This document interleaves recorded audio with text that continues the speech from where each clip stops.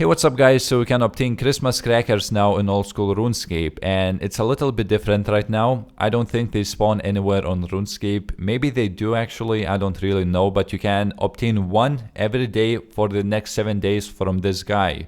And he will ask for some specific items for you to bring, and then he will give Christmas crackers in exchange. So those items change daily.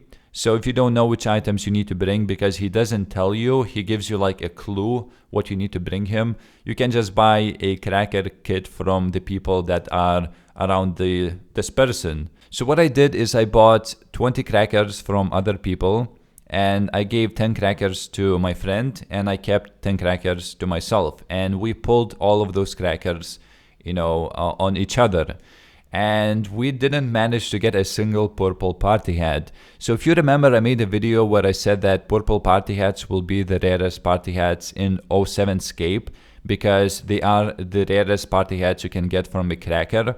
And people posted that, what happened, like what happened? The purple party hats are the cheapest party hats in the game. And in that video, I was talking about the crackers all the time. And the party hats were distributed without the crackers. So that's the reason why they were the cheapest, just like they are in RuneScape 3. But now, since the crackers are out and every single party hat are crashing now in 07 Scape, the purple party hat is actually the second most expensive party hat currently in 07 Scape. So maybe in a few days, it will be the most expensive, just like I said in that video.